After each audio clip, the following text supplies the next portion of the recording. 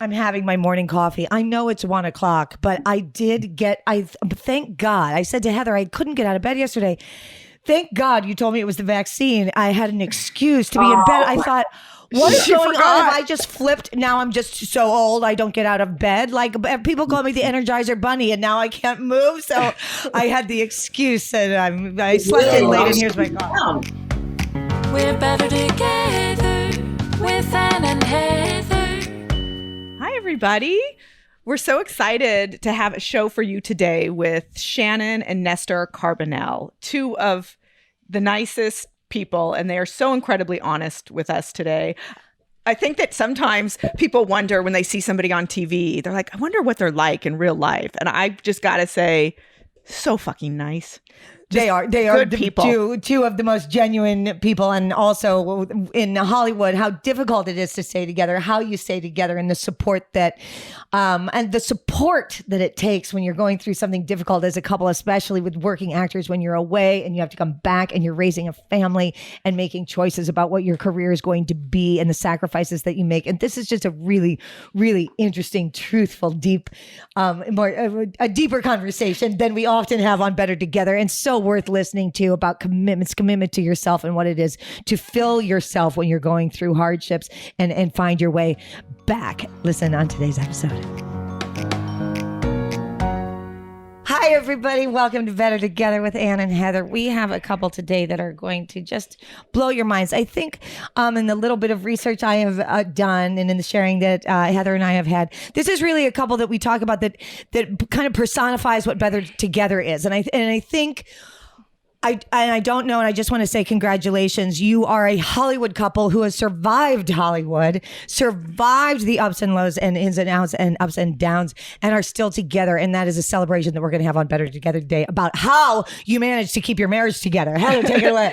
Today, we welcome Shannon and Nestor Carbonell. Shannon has just released her first book titled Lost. In her book, she details what it was like to set aside her career as an actress in order to raise her two boys and move to Hawaii as her husband, actor Nestor Carbonell, filmed the hit ABC series Lost. As the family jump-started a new life, she found herself battling insecurities, unfulfilled ambition, fears of failure, and loss of identity. Carbonell's career, this is Shannon Carbonell's career, began working in regional theater before transitioning into television, guest starring roles on series such as Dream On, Seinfeld. She also voiced scores of cartoon characters for shows like The Wild Thornberrys. Carbonell met her husband while they were both on the television series Muscle. Some of Nestor's most iconic roles include The Morning Show, The Bates Motel, Suddenly Susan. He played the mayor of Gotham City in Dark Knight and Dark Knight Rises. And of course, we all know him from his role on Lost. So welcome, Shannon and Nestor, into the Better Together tribe. Thank you so much for being here. Thanks for having us on. It's so fun. I should also say they're my friends. I met them. Well, that's not fair. Years ago. You know more about them than I do. I met years ago. I remember I was pushing Beanie in a baby stroller. And she's 20 now. And you guys had that fabulous little secret garden house. And I always lusted after the house. So I'd always kind of peer over. Was the house... And you guys were gardening, and you were probably pregnant with Rafa at the time. I think so, because I think Beanie... Yes, I think you were pregnant. So we're going back about 20 years. So let's put us into time and space, you guys. Where you were then in your secret little garden. Where were you about 20 years ago? You had obviously come over from Australia and already met on Muscle, which we want to talk about. But where were you then? Where did you settle down where Heather got to peek over your fence?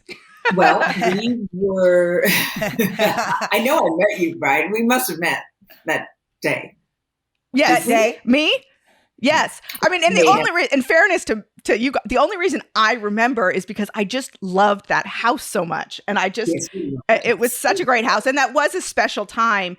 Back then, it was a street where a lot of people had kids. And so we would kind of meet on a Friday. We'd roll up in strollers with like beer and wine in the stroller, and we'd all convene on the corner of the street with the kids. Where are we talking about? Are we talking about in Larchmont area of Los Angeles? Let's get us all situated. Yes, we're in Hollywood. Area. Yes. North of it. But so I was doing a series down in San Diego called The Invisible Man, and Nestor was doing The Tick. I was doing The Tick after Suddenly Susan. Yeah, I did 10 episodes of that. So yeah, when we moved in, that's right. You were commuting to and from San Diego, and I was working here in LA. Yeah, and so that was probably when I met you. Yes. So we met on Muscle end of '94. Took us a while. It was 2000 when we got married. Yes, it was 2001. 2001, January 3rd, 2001. Well, I want to jump in with a question which we usually save to the end, but because you guys have had a long-lasting and openly, obviously we're going to talk about your book, struggling through different things that all relationships struggle through. How are we going to make it through this? How are we going to make it through a job that travels all over the world? How are we going to make it through when we both have the same careers? How are we going to make it through when we have children and then all of a sudden I'm not loving my career very much? How are we going to make it through when one of us has to choose who's going to bring home the bacon? I want to talk about, you say it took you 7 years. What made you guys better together? When you met each other, what was it that said, I want to date this woman for 7 years and then be with her for the rest of my life and vice versa? Where did it begin to say, this person makes me better and I want to spend my life? Well, I mean, I kind of knew instantly. So we met on this set of the show, the sitcom Muscle, which launched the WB, which is one of the 4 shows that launched the WB. This is before it was the CW. This is the end of '94. And I was ready at that point. I mean, I was in my I was 26 or 27. I was like, you were old. It was time. I was ready. I was like, I'm good. I've dated enough. I'm ready to settle down. And sure enough, I remember actually looking at the cast. You get the pictures. Everyone was like, oh, wow, she's cute. And so, like the Tinder for actors. It was like through the cash. And sure enough, on the set, and Shannon talks about it in her book too, is we met. It was at a time when sitcoms were so prevalent. It was so big on TV. So you're either in the sitcom world or you're doing ER, and we were in the sitcom world. And so it's Anne, have you done a lot of sitcom? Did you ever do it? I haven't done a lot. I've done a little, but I like how Shannon kind of refers to it in the book. It's a special kind of acting. It's not exactly real. It has its own voice. So I've done a little bit of it. It's not the voice I naturally slip into. No, neither did we. You'd be amazing at it, but it is it's almost like a style of acting. Like yes, as if you it did is. Moliere or something like this. It's like a style of theater almost. It's hard. It is hard. Like every medium, you find it has its own set of rules and body and voice, really. And that one's a tricky one because it's as you said, Jennifer Aniston does it great. But it's like it's a little over the top, but it's a little like super real. So it's like, wait, which am I? It's a tricky one to do, and you were great at it. Oh, thank you, thanks so much. But no, you are, you were the lead of the show, and I was one of the supporting players. But I knew when I saw you at Craft Service, you talk about it in the book, because it is it's a fear-based medium. People get fired right and left. I was fired off my first sitcom as a guest star. I mean, if you don't hit the jokes at the table read, at the first rehearsal, and every rehearsal subsequent to that, your job's on the line. And so we would see people getting fired all the time. And so I'd already been fired. I don't think you had. And when we met, I was going to get fired from that. Well, I mean, and I was fired after that. I mean, it's just the way that business, that part of the business works. But I remember looking at you. We're about to do the table read, and I had the fear of God in my eyes, and you did too. And I was like, finally, someone I can connect with on the set. Yeah, because everybody else was being very. They weren't showing the fact that they were scared. They were like playing it off. It was actually, I wished I could have been like them. They were that's cute. So you guys recognized in each other the realness. Really. It's the fear that attracted you. Well, so that was it for me, but it wasn't the case for you.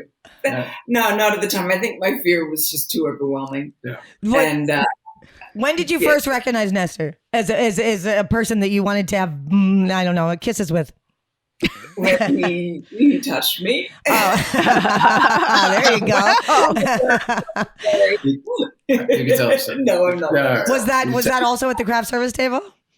Basically. Pretty close. That's why I feel allowed to tell it. You're not wrong. You're in the You guys, ballpark. this is a podcast. Right. We got to dig in and get honest here. Or like, is that a red vine? Okay, fine. It's like he did a sexy maneuver, but you know why I Well, can't. you have to tell it now. You can't just Come say on. sexy maneuver. What was the sexy maneuver? No, I mean, I was in character. I was playing a gigolo. I was playing a gigolo.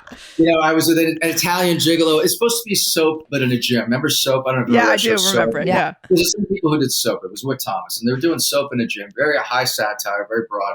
And I was playing this gigolo, this thick Italian accent, and Shannon was sort of this delicious British bitch. I was like, I was the boss. The of boss The gym. of the gym. I owned the gym because I was having sex in a steam room with Adam West. Adam West's son.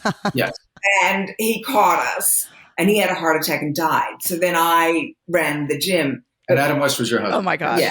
I love I'm going to go by you. How much you want me to tell you? Okay, it's fine. But I wore like little sexy. I was sort of dressed like Heather Locklear dressed Yes. in Melrose Place. Yes. Like tiny sexy mini skirts and blazers. Uh-huh. And then Nestor saw me dressed in this outfit. I mean, listen, let me preface this. I'd already flirted with her a number of Yes. times. You'd already seen And the call sheet. And I'm going to talk about preparing for the role. In my preparation, I just saw her and I just, put my hand on one leg. One of my legs. And And he kind of I said, "Oh, I don't think I should do that." But he sort of maneuvered it. a and little. and I think that did something for you. I don't know. My friend at the time said most people will call it sexual harassment, but Shannon thought it was like Charming. marriage. I was like, oh, yeah, I'm going to grab that guy. So Nestor, you're like leaning I over the love that. crudité, like wondering if your celery is going to go into the Hidden Valley Ranch dressing, and then you're like, oh, and a leg, and you're like, They're oh, going- no more raisins for me. Like what? Really, it wasn't like he just did it. Like he really did it well. All He right. didn't just touch my leg. He like Okay, well, okay. I wasn't. It Really wasn't. touched my I mean, I was reading cues. nicely. I was working off what I was getting. It was the 90s. It's okay. Well, and also, you're you allowed. guys, it's like you're married for 20 years. Like it's okay. We were allowed Everybody's to all back right then. with. You can't do that now, but back then it No, was I a mean, different listen, time. there's seminars on how you can't do Yes. that now. Oh yeah. You know? Yeah. But you also clearly read the room, which is important. You read Right. that. I was reading behavior. I was in character. And so, that's full disclosure. But Oh. It anyway, was just a really nice. yeah. But the Oh. funny thing about that set is that they told, we're all a bunch of young actors. There's 11 of us, something like that. It was a huge cast. And the producers said, listen, you guys, we're going to go 5 years. We really would prefer if you guys didn't date. Which is like, it's like, it's Also, like the Tinder. 90s was we'd prefer it. I know Yeah. you're probably Yeah. going to do it, but just so you know, we'd prefer it. We go seasons and seasons, and we can't have dramatic breakups. Yeah. And Right. so Right. after he gave me the best leg grab I'd ever had, Wow. Right. I mean, it was like Okay. a All leg right. grab. Yeah. Then we got the speech from the producers, and he just totally backed off. So I'm like, Oh, And no. then- No, you actually paid attention. You're like, okay, I'm not going to go any further. Well, it's a rule follower. I follow the rules. Yeah. I know. So And- I was like, oh my God, I'm just going to have to ask him out now because I can't stop thinking about the leg grab. Yeah. And so I asked him out, and we just yeah, we did it. started dating then. Yeah. But it Wow, took I us mean, a clearly while. this leg grab was the best leg grab that has ever been done on Earth, and I just got it. No wonder you're successful. When we come back, we're going to talk about what happens after leg grabbing and get deeper into to a relationship with this couple and how this gorgeous couple has stayed together for so long after the grabbing. Oh, God.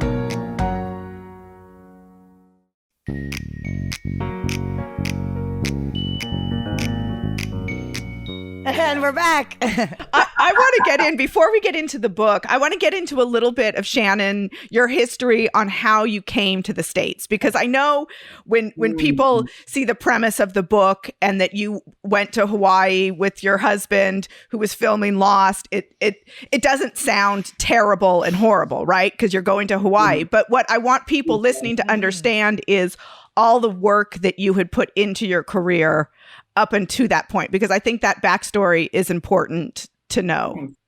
Yeah, it was yeah, yes, I was pretty tunnel visioned when in choosing to come to this country and go to theater school. And so I came, and I had a pretty great upbringing. Definitely not a privileged one. We were working class. Like, we kind of lived in a strip of beach towns that the private school kids would come to for their summer, right? But we were the kids that lived there. I was that kid in Atlantic City and in New Jersey. We called them shoebies because they would bring their shoe boxes from like Philadelphia and everything. But we were the ones who went and when they ordered their burgers. Well, I worked at a burger joint. I'd go and flip a burger and then bring it back down to them on the sand, to the rich folk who came to our beach. Exactly. That's what we called them, PSRs. Yeah, that's funny. I love that. But one summer we all decided on Master Girls. We dated great guys, surfers, and they were mainly surfers. But because they just wanted to surf, they left in grade 10 and they became bricklayers and lawn mowers and landscapers, and they stonemasons and plumbers. These were pretty, and now they're like making a fortune. So it's crazy. But one summer I think a few of us had our heart broken by these guys because, they always picked the surf over us. I grew up in a surf city too. And that's all. Right? I mean, surfers. I know the surfer guy.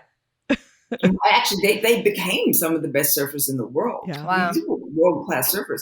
But one year we decided we've had enough, and we're like, this summer we're going to date the PSRs. And so we decided to go in and date all the private school boys. Oh, PSRs. We couldn't get into the club. They wouldn't even let us into the building that was our surf club the whole year. But wow. Anyway, blah, blah, blah. That's funny. So anyway, I'd always wanted to be an actress. So that is my dog. Oh, and your dog. Yes, this is yes. My dog Wookie is coming to say hi. Go lie down. Yeah. So I happened to just get into a soap opera a couple of days after I graduated high school. It was so did you. So did I. We separated at birth? Wow. Yeah. Exact same story. Did you play twins too? That would be really weird. Were your names Vicky and Marley? Wait, did you have my job? No, but I was Debbie. I was the farm You're girl. Debbie? Okay. Yeah, Debbie Halliday. And but our suburbs were different. They were twice a week during the night, 1 hour each night. They were more like Coronation Street, or in England. So I did that for a year in order to save up money to go to theater school. But when I actually did it, I changed the money over, and I only got 60 cents to the dollar. So I could pay for my first year of theater school, but I had just nothing. I think it's also, it's important to understand that you got into Juilliard. And for people who are listening, I mean, when we talk about your talent, because you went through such a transition with who you are creatively, to get into Juilliard is probably one of the most difficult. It's probably known as the best drama school in the world. Is that right?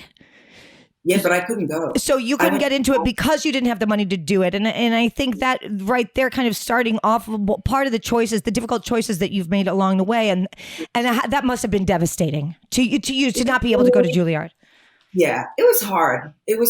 But I just couldn't swing it financially. Now that maybe I could have, I didn't really realize New York, but I didn't have warm clothes. I didn't have a coat. Wow. I grew up in Australia.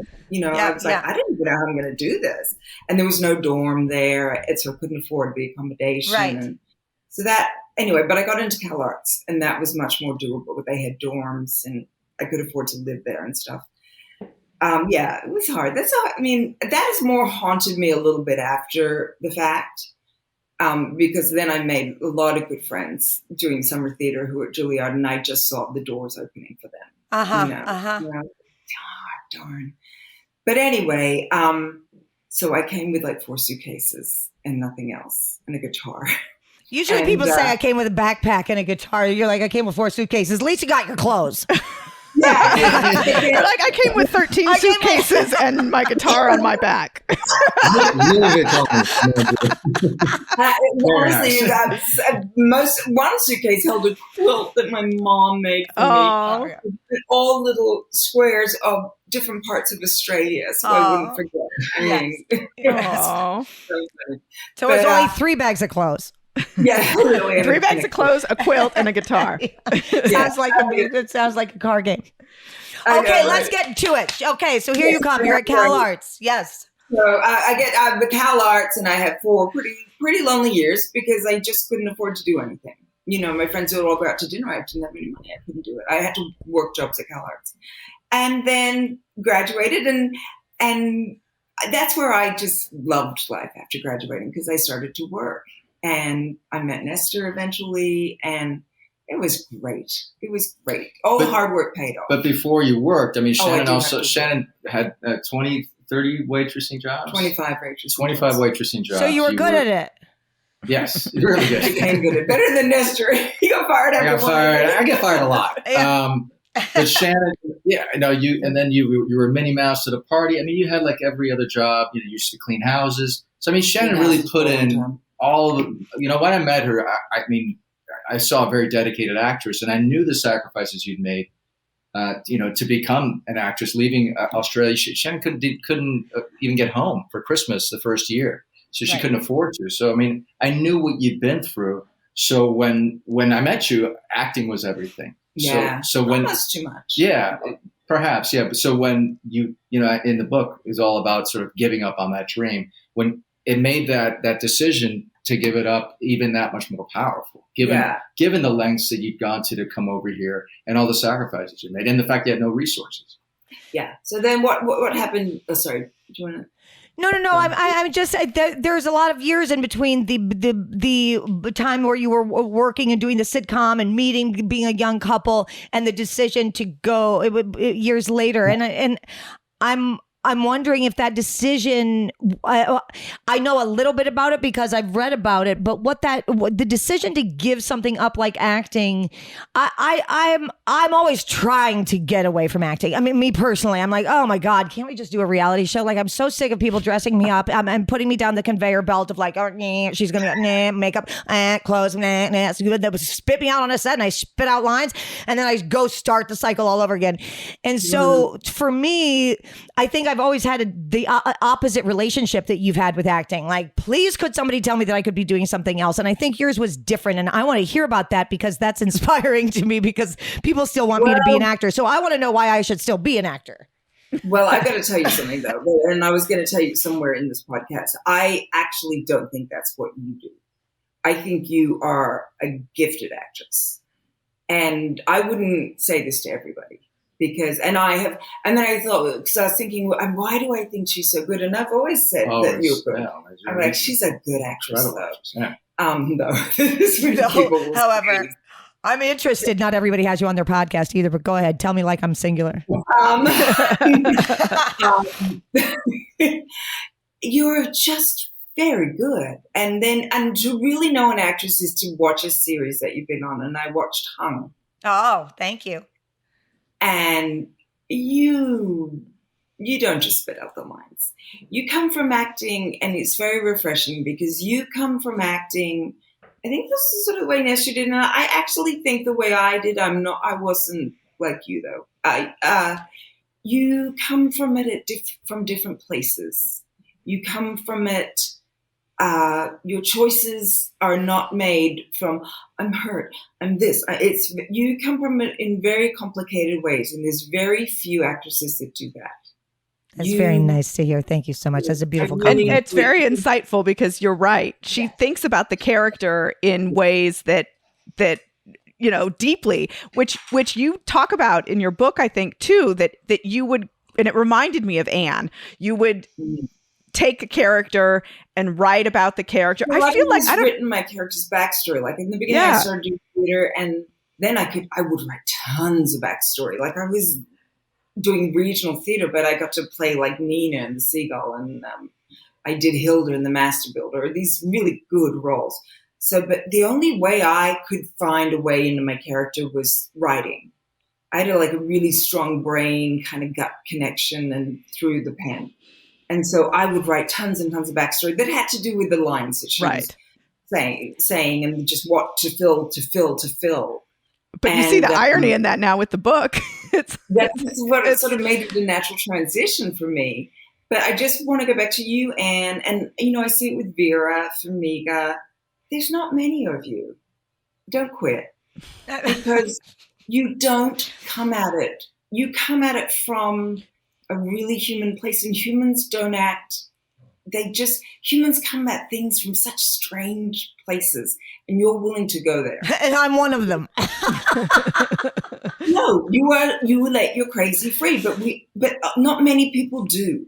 But we all have it. We all have thoughts that are whacked. Well, I would say I let the truth be free. That's true. It is the very opposite of letting my crazy out. I don't do anything. What I do is get to the truth of a character, and I dig as deep as I possibly can so that the truth can be seen.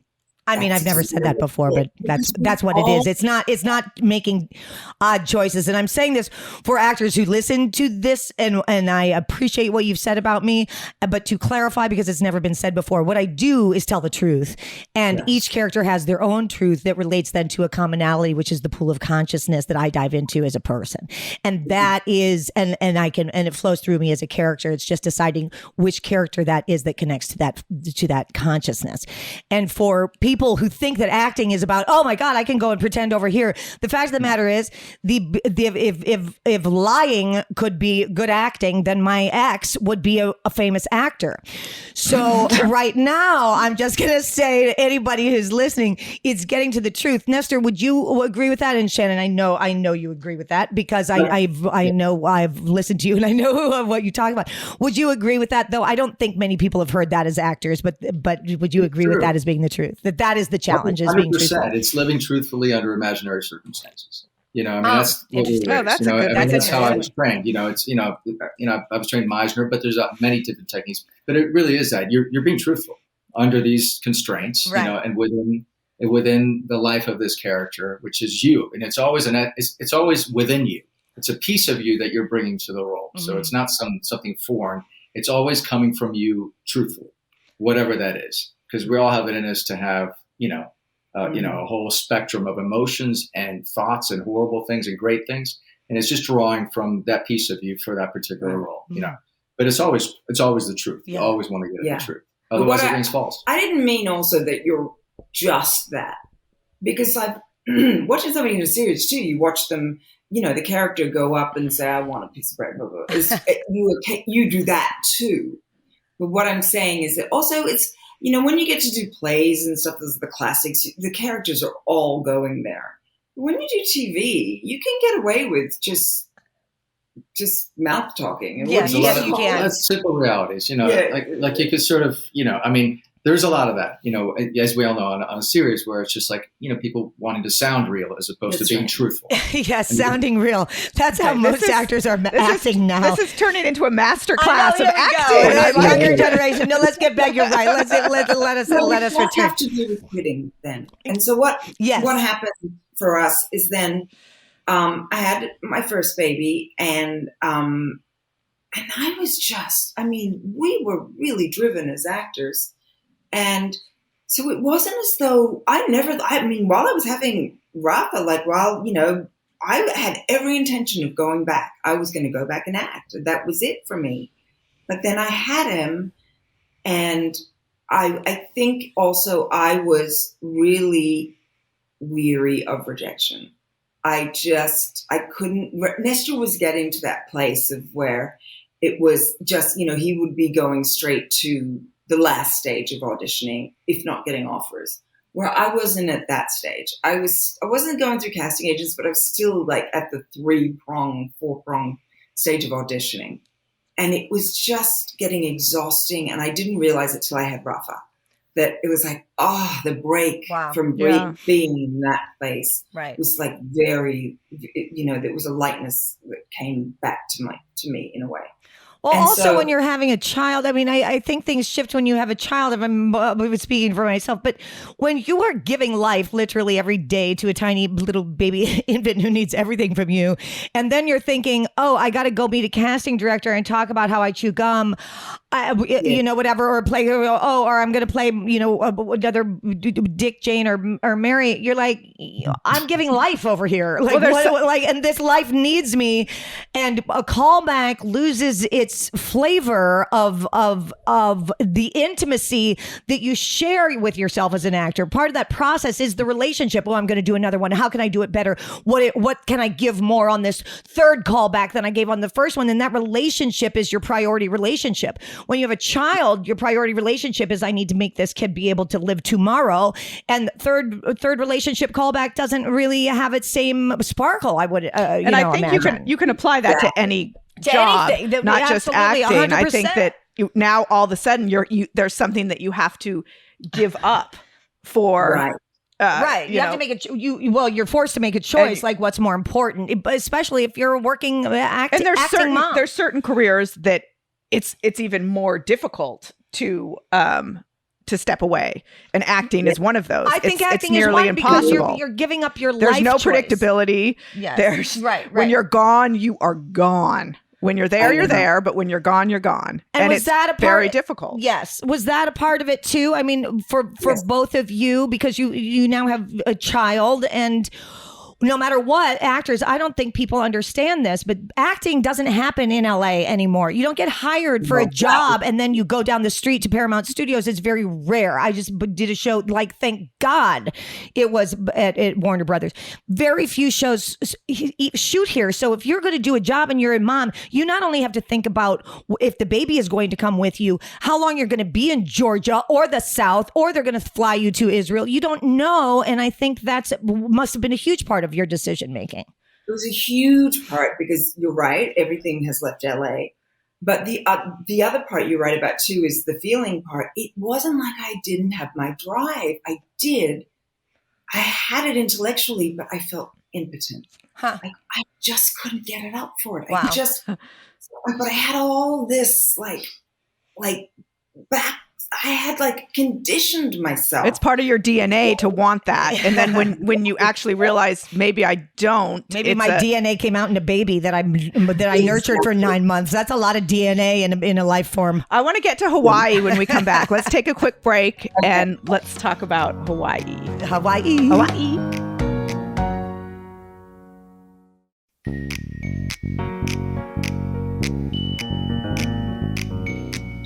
It's so nice to be able to talk to you guys. I'm realizing I'm making this kind of a confession about acting interview, because I'm speaking to two other actors who have gone through so much. And I told Heather earlier, it's going to be so much fun for me to have this interview, because I never talk to actors. Actors or not, it's not like I went through having friendships with actors. So as we talk about you guys going to Hawaii, there's some kind of healing, and I think that's why we do better together, because in you sharing the difficulty, it's kind of allowing me to I'm just starting to cry. Have the release of feeling a choice that I could never make, because I supported my two families. And so I had to fucking go. And figuring out how to create a stability for my children in me being the breadwinner has been a very difficult part of my life. And I wasn't supported by my two exes in doing it. And it was always told to my children that mom chose to do, she's choosing work over you. And that confession of me saying that has been one of the most difficult parts of my life, and difficult things for me to heal with my children, because no, it wasn't a choice. And so you get a job as an actor, you got to go. And I would like, and as Heather said, we want to talk about Hawaii, but I would like to talk about Hawaii from both of your points of view. Nestor being the one that you chose, you said, okay, we're going to put our eggs into this basket. We need to. And you wanting to be a mother, understanding your DNA had all of a sudden shifted to this need for that. And then the job comes along and it's lost. And here comes Hawaii. And what do you guys do? Well, and I think Hawaii too, it's like everything was forcing that decision. It seems like even the place where you were going to go, it's like Hawaii. Like, how can that, it's not like it's not like you're not going to the armpit like Atlantic City, New Jersey. Yeah. So it was all kind of laid out that like, you're supposed to be really lucky and fortunate and all of this. Yes. So there's probably a lot of guilt with, I don't know, I'm talking for you, but. No, but to what you speak of, it's a total male female thing that you went through, and that you should write about that or something, because everybody says that works, but it's very. There are some men that I've seen that can make that work, but it's very few.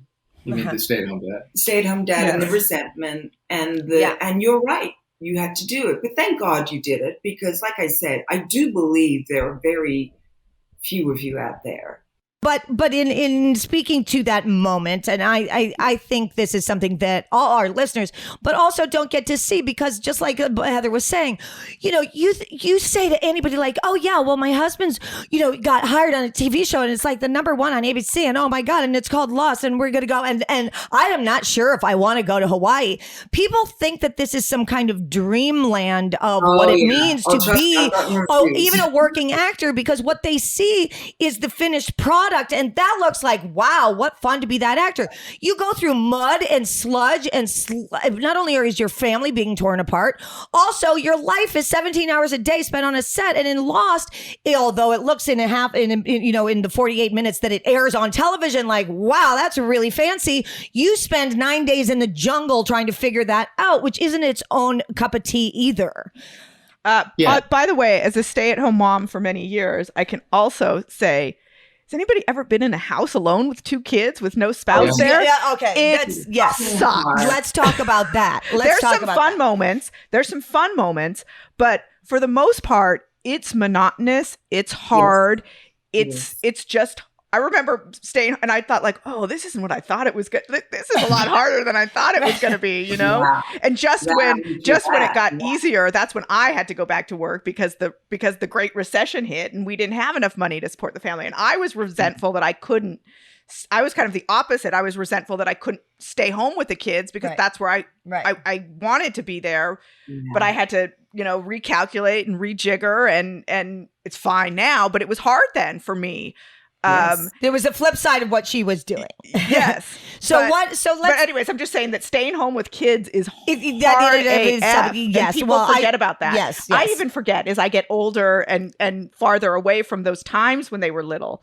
But that's not an easy place to be. So where were you guys? Where were you guys in the having? I think by the time you went to Hawaii, you had 2 kids by now. So let's say, okay, Lost happens. Now go from there. Yes. Are we on? Yeah, we're on. Yes. It's your turn now. Action, Shannon. Shooting the shit. Yeah, you're on this is called a podcast, and you are live. We have conversations, and sometimes we have them with each other. I know, it does seem like we're just chatting today. No, we are here. A lot of stuff is coming up for us, obviously, as mothers. Let's celebrate that for a second. Okay, action, Shannon.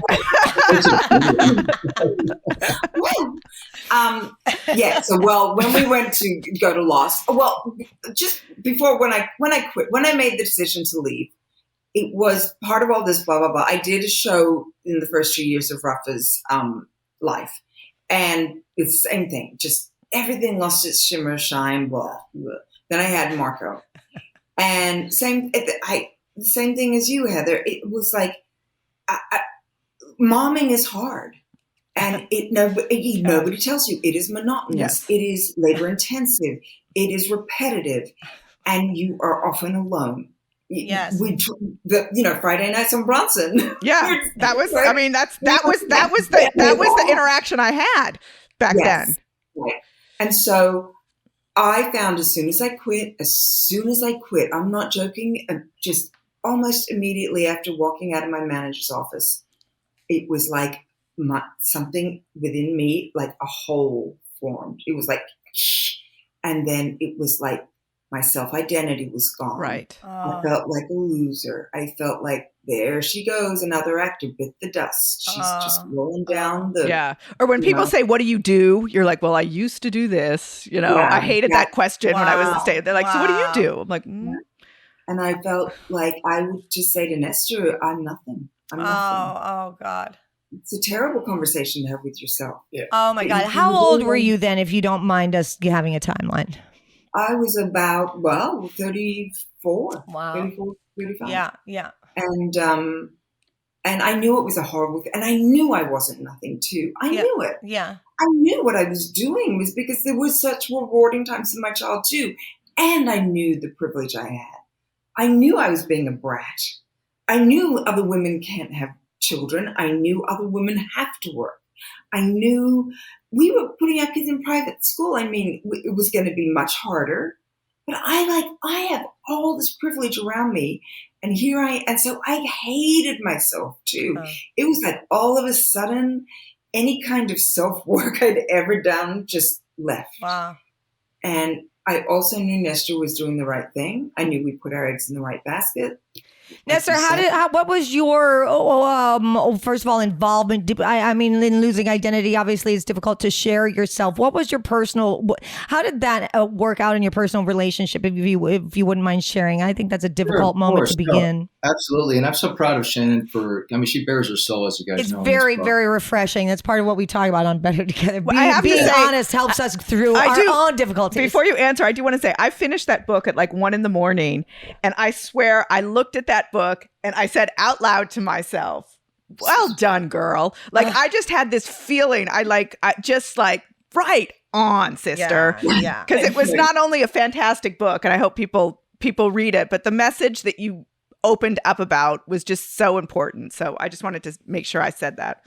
I'm glad you did, because you both have spoken about this. It's almost like something that you have to qualify. That Shannon complaining about losing your identity. Come on, you're in Hawaii. You got 2 kids. Yeah. What are you complaining about? Before Hawaii, but Right. in Hawaii. Yeah. True, but even with all this, how dare you make a peak? You even talk about this shame about like feeling like a brat. How am I complaining about this? I don't even have to work. I can just be home with the kids. Can have a Mai Tai at 4:00, and everything's beautiful. And I'm in Hawaii now. On top of that, Yes. And yet, what Shannon's speaking about is something, because you're also getting a lot of letters from women who are saying, thank you, because when I gave up my career, I felt erased. My identity, my identity as I knew myself, was gone. And I think I was trying to figure out what it is specifically, why it is that you feel that way. And I think it's because we raise, like many parents do, raise our kids to reach for the stars in the same way we were raised by our parents. So what happens when you spend your formative years, your 20s, whatever it is, and 30s, reaching for the stars, and then you opt to raise your kids exclusively, right? And forgo giving for the stars. And you raise your kids to reach for the stars as you're giving up on your own dream. Yes. It's going to leave a hole in your chest. I mean, and the irony doesn't escape you, and your body's saying, I'm still programmed to reach for the stars, and now I've cut myself short, and if you don't acknowledge that loss, of your own ambition, and acknowledge the pain and the vacuum that it leaves, and you don't tend to it, it's going to tear you apart, and it'll affect your relationship. Yes. And for us, we did. I mean, it was tough because I could see the pain in Shannon, and it would affect us. But being an actor, I could also empathize because I knew what she was doing. Yes. I got to go to work. And I got to be on a set, and I got to go to craft service, and I got to hang out with actors and swap stories. And I mean, the best part of acting is being on a set. I mean, the worst part is trying to get the job. The best part is just, it's a vacation almost. A lot of the time it is. So I knew what she was giving up. But more than that, I knew that element of identity that she had, because when I met you, you were all about it. And so I knew where that pain was, and it's a real pain. And I think a lot of people were scared to admit it. Right. Because for being labeled, a narcissist or self-involved, egotist. My God, you have kids. What are you complaining about? Well, there's a piece of you that's gone now, and it's a real thing. And also the piece of you that wants to be seen. Yes. No actor doesn't want to be seen, right? Yes. And I remember as a kid, I write about it. I would be dancing with my friends in their dance ensemble, but I wanted to stand out. Yes. I must have been so annoying. Because I wanted to shine just a little bit more. And I would even look at the audience and see if everybody was watching me. You're so cute. For those who can't see how delightful it is to see Shannon light up, I have to say, it must have been a blast to watch you on stage. How did you?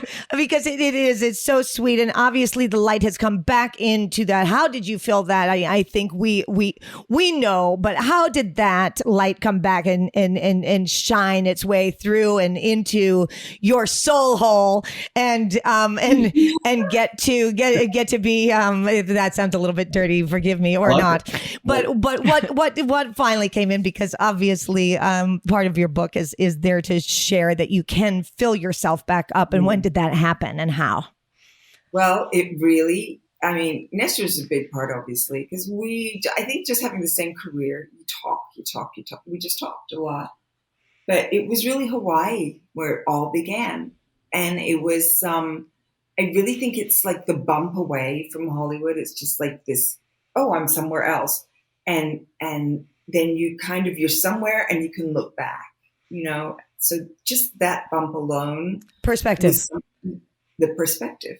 The changing of your longitude and latitude. It's it's a great thing. And, but things happened in Hawaii too. I don't want to give the whole book away, but there was a big family eruption with my family. And everything kind of went up another notch. And there is something about that island, and I'm getting into lost territory, that is very healing. I think it's the way the people, the original people, Aboriginal means original people. And that's Australian. But there's a great connection to the land that the people have, and the islanders. And it must be that connection and that spiritual back and forth. It's just there now. There's an energy that is just there without getting too, hippy dippy or whatever, but it's there. And if you want to feel it, it's there. Did you feel like it gave you the message in a way to start writing and understand that was going to be your healing grace? I was journaling while I was on the island because I knew this was a year and it was a special year. And a lot of my girlfriends gave me journals. I'm like, you got to write about this, But I didn't know what it would be at all. I almost didn't know while I was in it.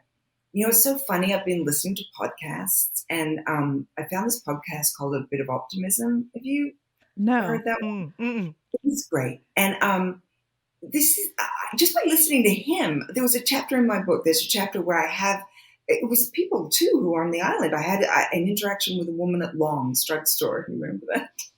And I didn't even know. I wrote that chapter, and in the end, I never knew how to finish it or what it was she gave me. But this happened through the whole year.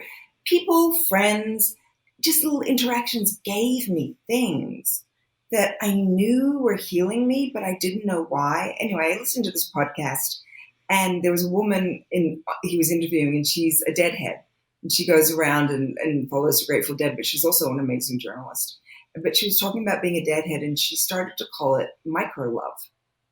What deadheads give each other, even if they have a sticker on their car and they see each other in another car. Oh, I love that. And this guy calmed her down in the traffic. She was about to yell at somebody, and he saw her sticker and he gave her some signal about micro love.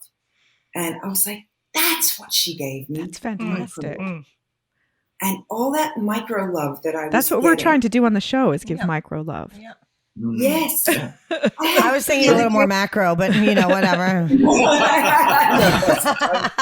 But anyway, I got tons of micro love from strangers. That's cool. I love it. It always had a little lesson encapsulated in it. And then I did meet a group of women that they're still my friends today. We see each other. Hawaii is sort of a transitory place. There was a couple of military wives and just other people, different jobs. And we live all different places now, but we all meet up still and have little weekends together. And, we've met for their 50th. And so I thought I'm not going to really make friends there. I'm just going to be and figure this problem out. But no, I couldn't. I just had to go to this group of women, and it's just this gift that keeps giving. I want to know how you felt when like this came out of the box and you're holding it in your hand. I'm holding her book, All Is Not Lost by Shannon Kenny Carbonell. When like, what was that moment like? Like, tell me about that. I didn't feel that. You were great. You were like, oh my God, it came. And you opened it. I remember it because I remember your face. You lit up and I lit up. Because I mean, Shannon worked so hard on this. You wrote so many, you wrote several versions of this. You rewrote it. No, but it was because you wanted to get at the truth, and you wanted to make sure there was a proper through line, and it is all the truth. There's nothing fabricated in this. And so it was when I remember when you opened that box and you lit up, and I was just so. I mean, you were so great. How long did it take you to write? How long did it take you to write? Oh, a long time, because in the beginning I could only write an hour because I had the kids. And you're right, the business moved. Nestor went to Vancouver and did a job. And so I was starting in the first 4 years, just an hour a night. That's all I could do. Oh my goodness. I want to read a couple of the reviews that are on the back of this and say how happy we are. But I want to read one of them. A highly entertaining, intimate, and honest account of a woman's life at a crossroads, told against the psychological backdrop of Hollywood's demands and a young girl's dreams. Shannon has written a beautiful book all women will find themselves in. It is a great read, and that is by Carrie Aaron, and she is a screenwriter and a network award nominee from the Writers Guild. But you have many of them on the back, and I know many other people, and now we are going to add the Better Together tribe on the back of this, saying please listen to your book, and thank you for inspiring us as women. Read the book, not listen. You got to do it on Audible. So I know. Well, listening to it is good too. Yeah, I should say, because it wasn't on Audible yet, the other thing, and I almost forgot to say this, when I had to go back to work, one of the things that I lost was reading. I would read novel after novel. I was a huge reader, and I just didn't have that time to do that anymore. So I would only listen to books on Audible. So this is the first book that I have read in a really long time. And I have to say that I so enjoyed the pastime of holding the book and reading it. It brought me back to, so that was also a special thing that this did for me. So I encourage anybody who has not read a book in a while that this is a great book to find yourself in again. No, it's really funny because I was reading about the head of Simon & Schuster, who's for years, and now she's retired and a very good friend of mine, publisher of my first book, Joni Evans.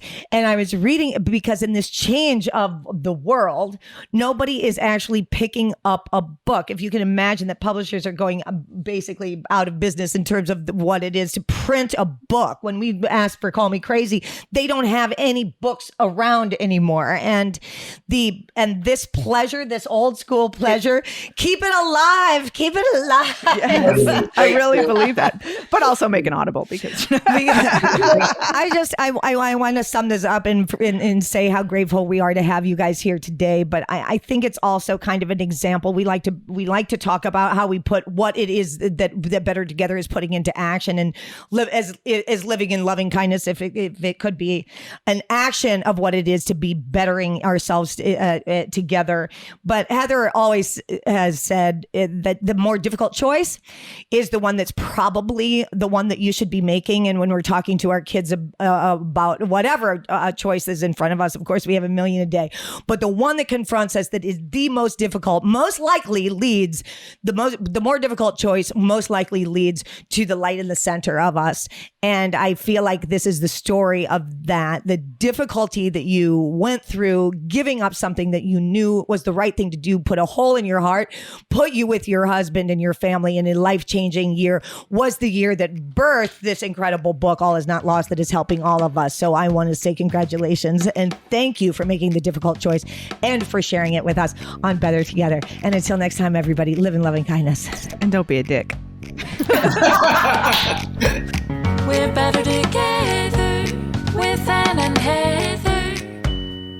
Well, I hope that our listeners will use that as a springboard to talking with their spouses if they have any issues about the realities of working parents, staying home, giving up a career, all of that. It's always such a hot topic for parents, or a topic that maybe we don't delve into as much as we should with each other, because it's so important. So when we talked about last week, and I forgot to ask you because I was so enthralled with what we were talking about, what would be a tip that you would take away? I think this is a really healthy couple. And how would you, Heather, put into terms for our audience something that they could think about if they're going through something in their relationship, a tip that we take from the two of them? A tip for two. Well, I mean, I think communication. I think Yes. that being able to talk openly about how you feel about either not going back to work or going back to work Maybe we after say you have children. The 3 C's: communication, compassion, and courage. Yes. Be those this week. And I think also we define ourselves so much by our careers that if you do have to stay home or get to stay home or want to stay home, whatever that is, that you don't only have to be defined by your motherhood. You can be defined by there's other ways to have creative outlets. There's other ways to fulfill yourself that don't have to do with being a mom. You know, when I first stopped working, I started the school. I started a charter school. Not everybody does that, Heather, but that's a big one. But that's how I chose to spend my time Yes. when I wasn't working, because I clearly was not very good at not working. But So you started a school called Larchmont Charter to benefit all children. You could paint. You can volunteer. Shannon wrote, and there's lots of things you can do. That's Shut up. Whatever. Leave me alone. Start a school. And we will end on that, everybody. Start a new school. Live in loving kindness. No, maybe.